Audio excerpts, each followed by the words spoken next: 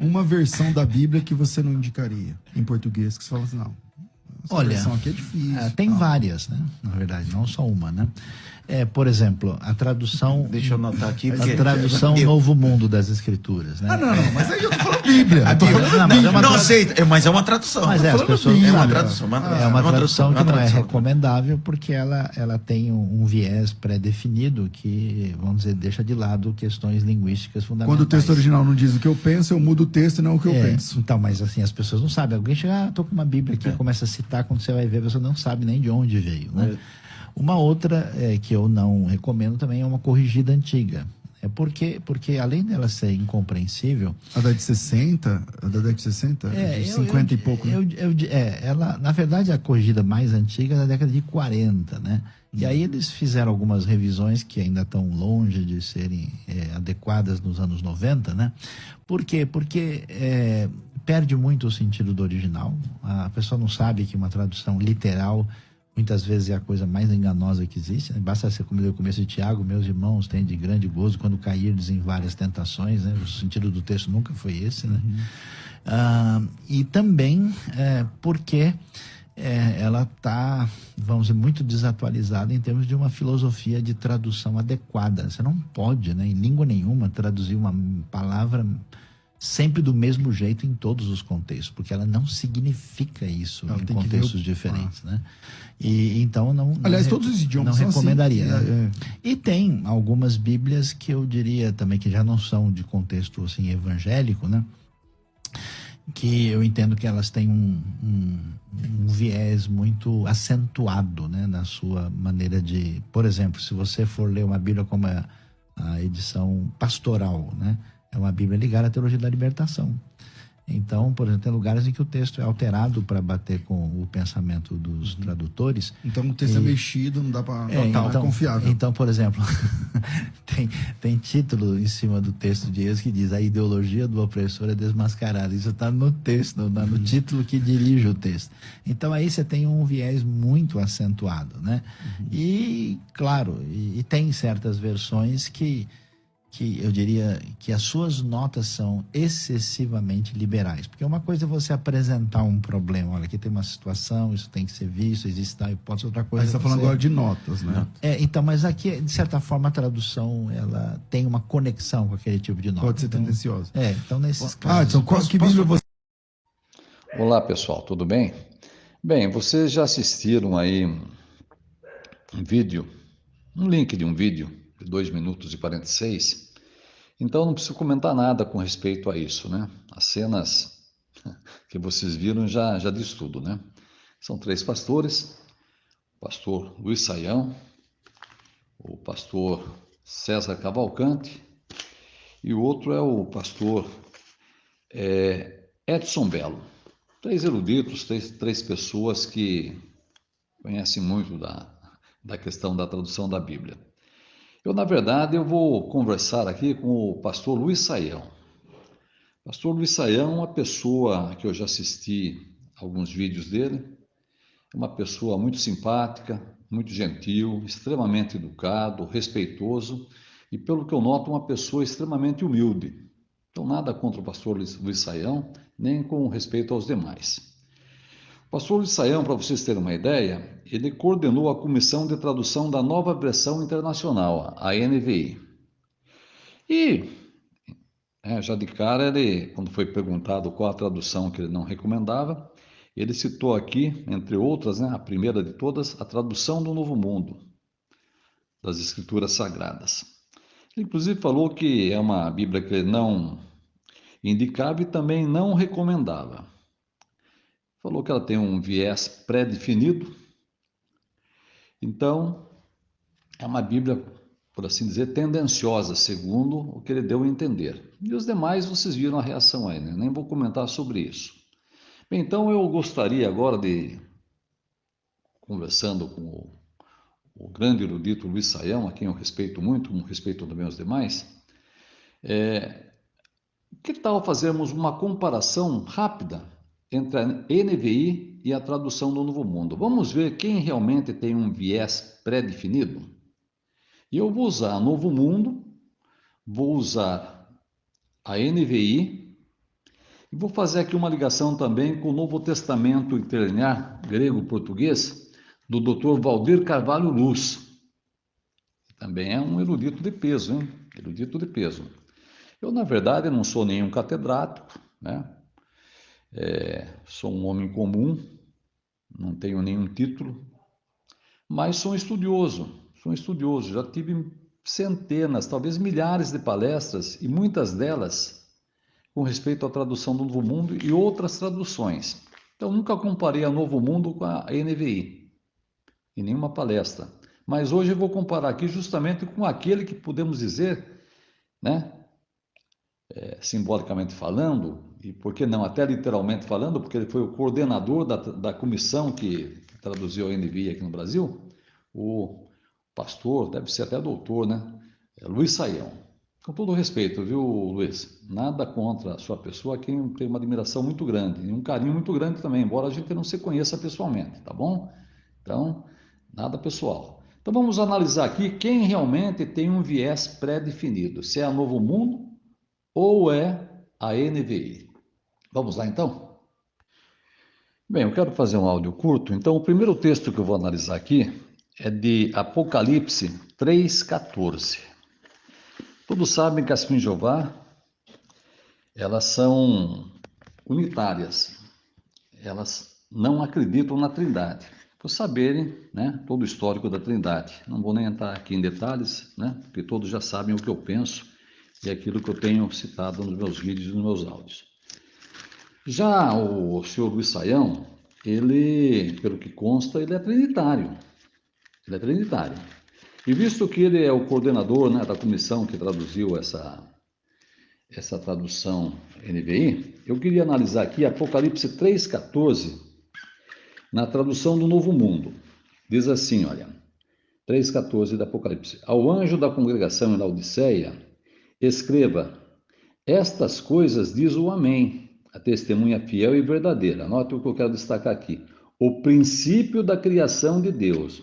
Então, aqui mostra que Jesus é o princípio da criação de Deus. Isso está em harmonia com a palavra usada aqui, no grego. Não sou nenhum catedrático, mas, né? Aqui é a palavra arquê, ou arquê, como querem dizer. E essa palavra, João, em mais de 20 lugares onde ele coloca arquê, ou arquê, sempre é traduzida como princípio. E não poderia fugir da regra aqui em Apocalipse 3,14. Ele aqui é traduzido como princípio. O Dr. Carvalho Luz, na sua tradução, traduz também como princípio da criação de Deus. E a tradução Almeida, aqui do Novo Testamento Trilingue, aqui a edição revista e atualizada, também traduz arquê como princípio. Então, princípio da criação de Deus. Então, vejam que está como o tradutor, né, o escritor da Bíblia, colocou. Como é que a NVI coloca aqui esse texto?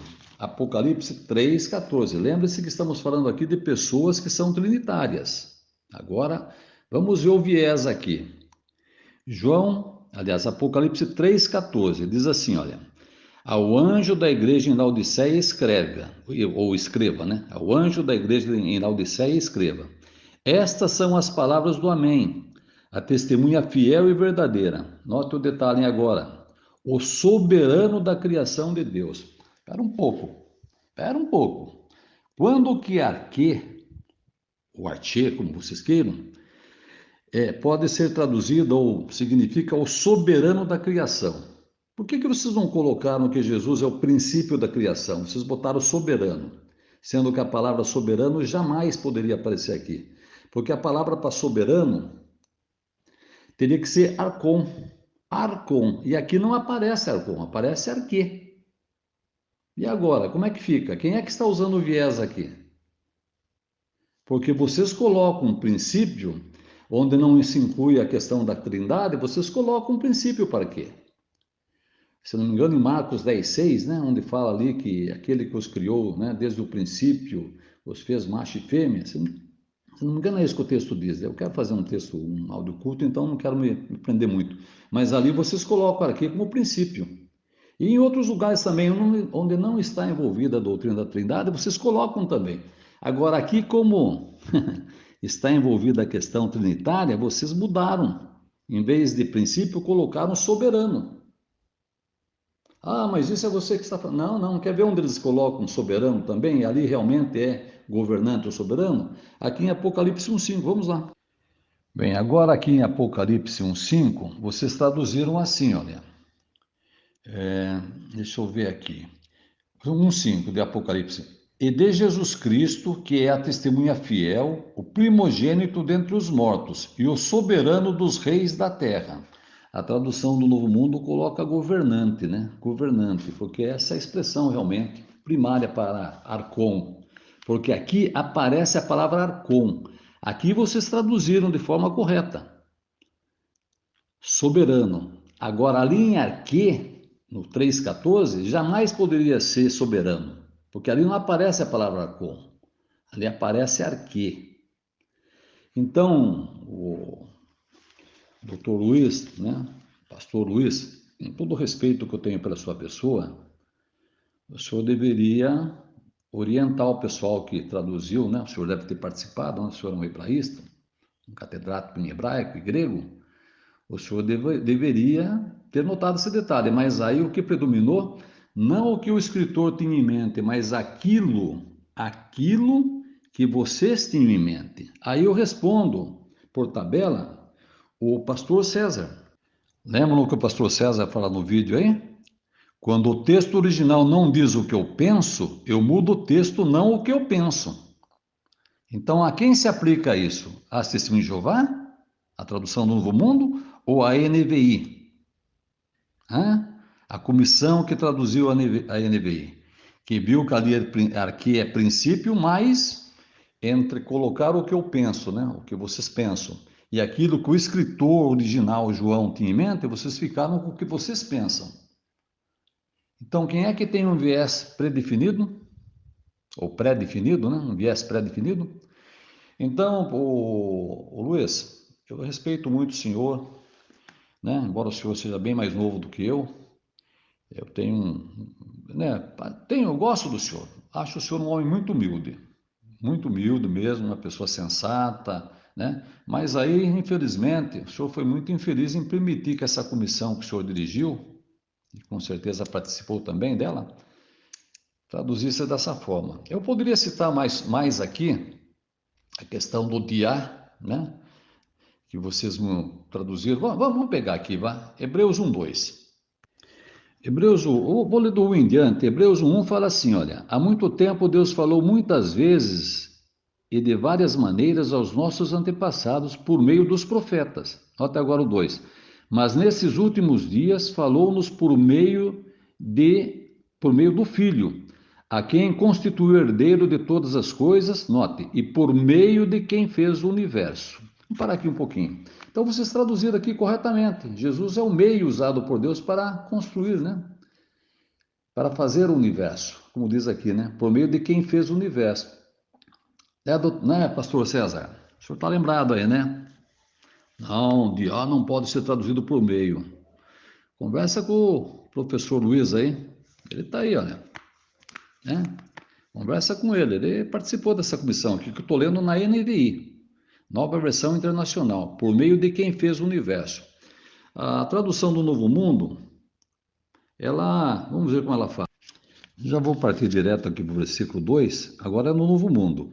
Diz assim, agora no fim destes dias, ele nos falou por meio de um filho, a quem designou herdeiro de todas as coisas, note, e por meio de quem fez os sistemas de coisas. Então está coerente, né? Mas como é que vocês traduziram agora Colossenses 1,16. Será que vocês mantiveram essa mesma coerência? A mesma coerência, onde aparece a preposição de a novamente? Vamos ver como vocês traduziram agora aqui, em Colossenses 1,16? Bem, agora vocês mudaram, né, a retórica. Agora diz assim, Colossenses 1,16, olha. Pois nele foram criadas todas as coisas, no céu e na terra, as visíveis e as invisíveis, sejam tronos ou soberanias, poderes ou autoridades. Notem agora, Todas as coisas foram criadas por ele e para ele. Agora ele deixou de ser o meio, né? Agora ele passou a ser o autor da criação, né? Agora ele passou a ser o criador. Que incoerência, né? Vamos analisar, né? Com toda sinceridade. Então, como diz o César, quando o texto original não diz o que eu penso, eu mudo o texto, não o que eu penso. Vai ouvindo aí, César, por tabela, né? Você está com um grande professor aí do seu lado, hein? O professor Luiz Saião é fera. Dá uma conversadinha com ele, mas ele, né, foi o coordenador do pessoal que, né, que cometeu essa gafe, na minha opinião, né? Na minha opinião, com todo o respeito. Porque se você pegar outras traduções, você vai ver que aqui também está, né? Por meio de quem, né? Jesus foi o meio usado para, no caso aí, fazer a terra e assim por diante. Eu estou apenas usando essas duas passagens aí, que eu não quero fazer um texto longo, um áudio longo, mas infelizmente já estou nos 13 minutos e 20 e poucos segundos, né? Mas é isso aí. Um grande abraço a todos, que Jeová continue nos abençoando e nos protegendo. Pessoal, nada contra a pessoa de vocês. Saião, um grande abraço a você, viu? Um grande abraço.